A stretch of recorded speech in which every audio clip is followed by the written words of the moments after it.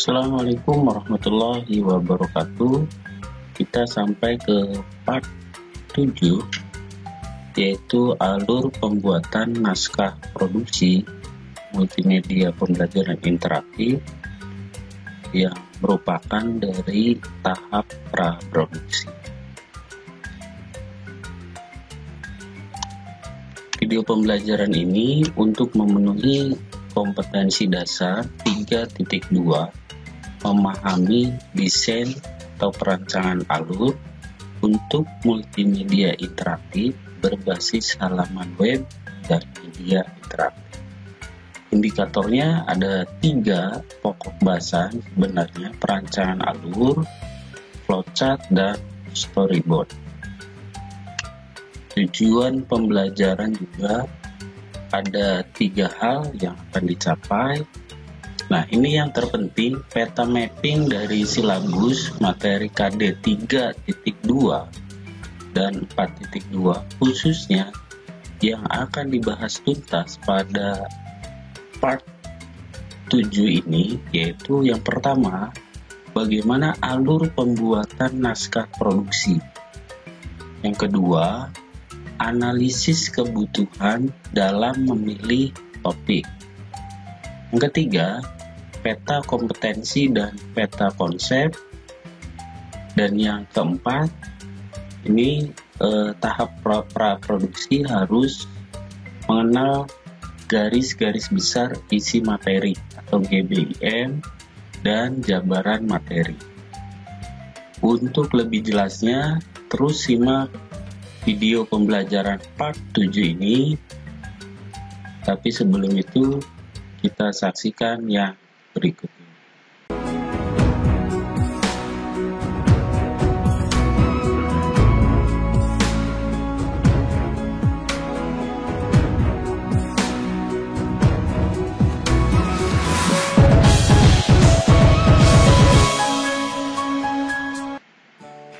Baik, kita mulai pembahasannya. Pembuatan naskah produksi multimedia pembelajaran interaktif pada tahap praproduksi pada video pembelajaran untuk desain media interaktif.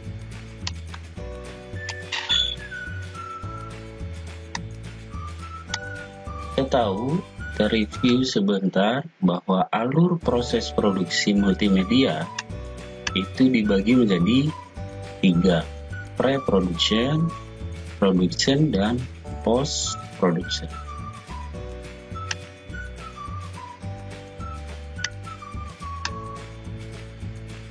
Nah, bagaimana alur pembuatan naskah? Yang pertama yang harus sahabat lakukan adalah analisis kebutuhan. Kemudian pemilihan topik, lakukan peta kompetensi dan peta materi, penyusunan garis-garis besar isi materi, isi media,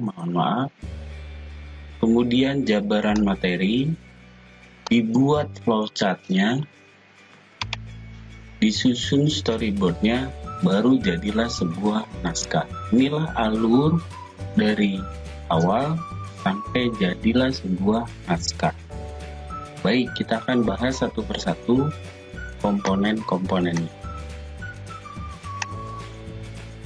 Analisis kebutuhan sebelum membuat multimedia pembelajaran interaktif. Oke, apa sih yang dilakukan pada tahap ini? Tentunya setiap pembelajaran memiliki karakteristik tersendiri. Ada indikator pembeda yang menyebabkan metode atau media tertentu tidak bisa diterapkan secara generik. Indikator tersebut antara lain, yang pertama, ini harus diperhatikan, analisis apa? Subjek atau materi yang akan diajarkan. Yang kedua, karakteristik peserta didik. Kemudian yang ketiga, kondisi di lapangan. Yang keempat, kompetensi pendidik. Kalau hal ini umum, kompetensi dari pengembang dari MPI tersebut. Contoh, saya kasih contoh sederhana.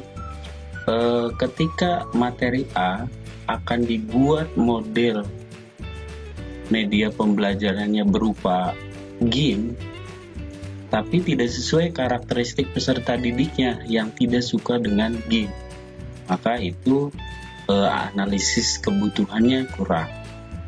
Mungkin saja cocok, tapi tidak sesuai di kondisi lapangan. Karena apa?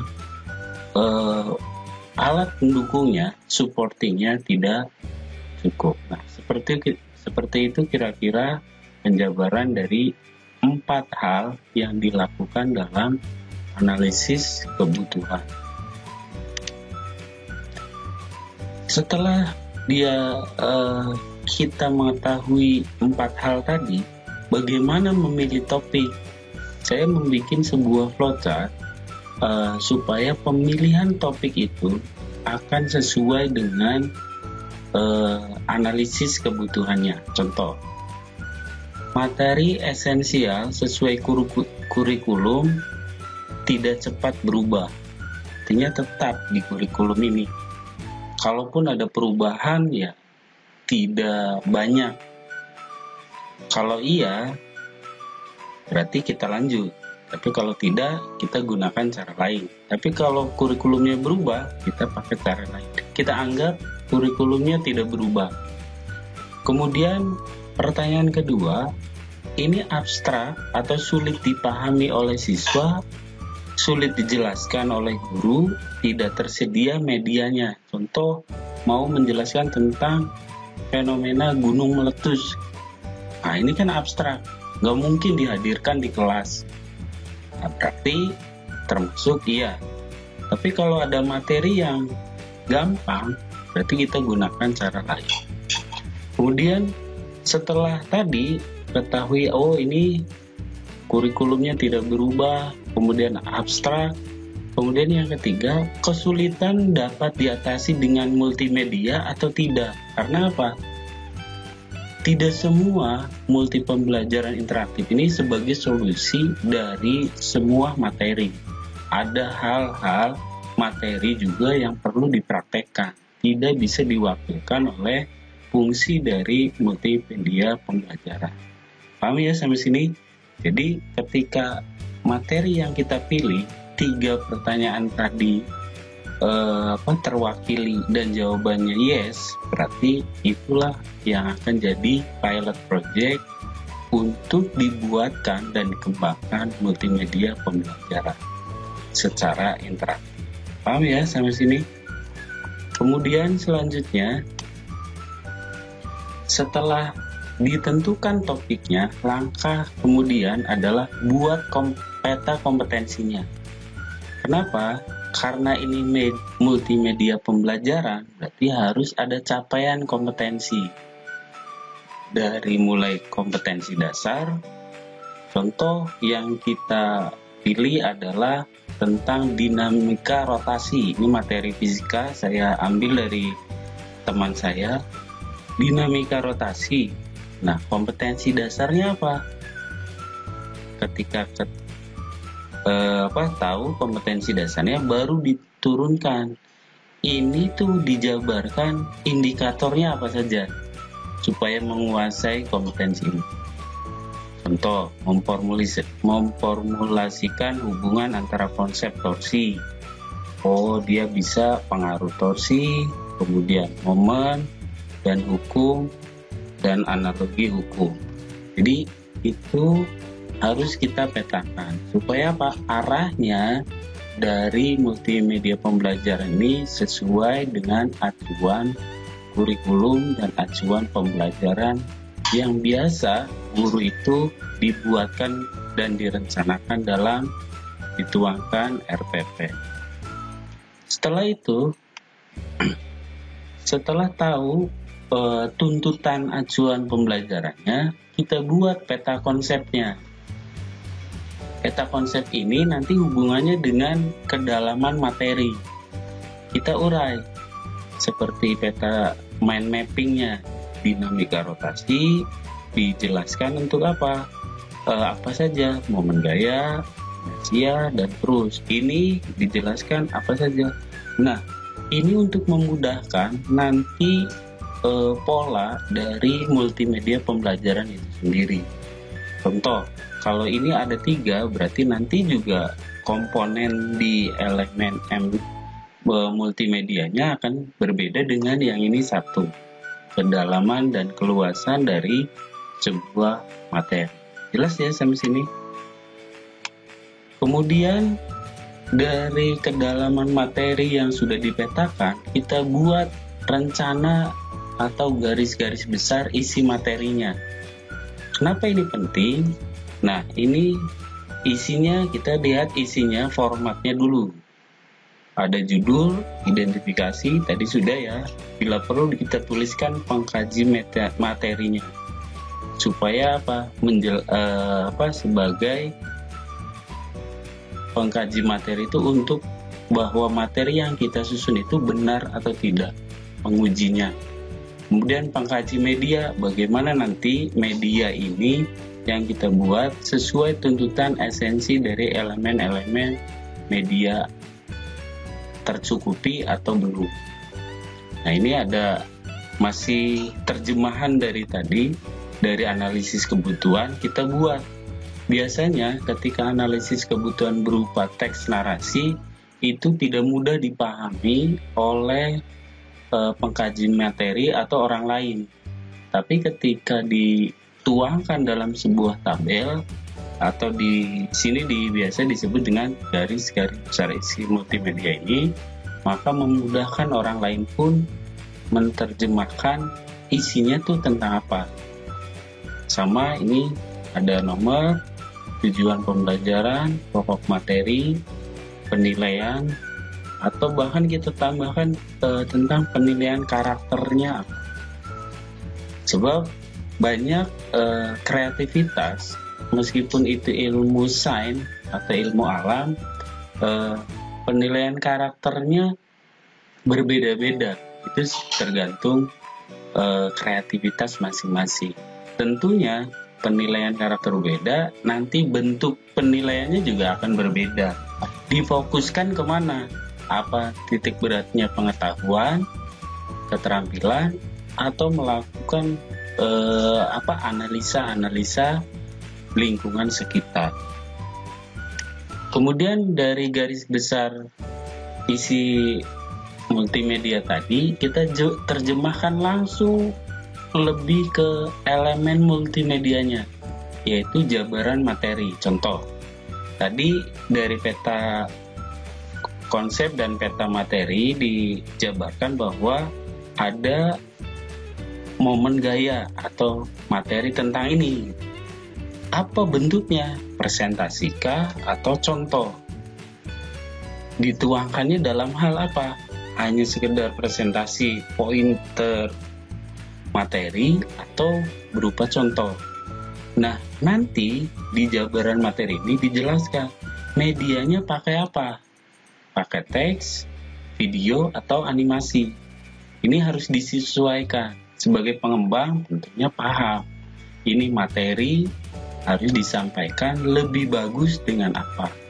Contoh, ketika translate sebuah bahasa atau kata-kata atau bahasa asing, kita cuma mendengarkan suara. Nah, ini kan tidak efektif. Maka harus perlu adanya visual juga. Nah, inilah isi dari jabaran materi. Kemudian sampai dituangkan juga sumbernya dari mana. Kalau itu gambarnya karya orang, harus disertakan. Kalau memang ini materinya dari buku si A, juga harus dituang. Jelas ya sampai sini? Nah, ini nanti setelah semuanya terakomodir, terinventarisir dalam tabel tadi, tabel jabaran materi, ini akan memudahkan kita membuat suatu alur prosesnya yang disebut dengan flowchart. Nah, nanti ada video pembelajaran tersendiri, saya akan bahas kupas habis tentang flowchart ini secara rinci. Jadi, terus saksikan update dari konten-konten video pembelajaran yang ada di channel Kang Madri Paipai. Terima kasih. Saya cukupkan materi video pembelajaran kali ini.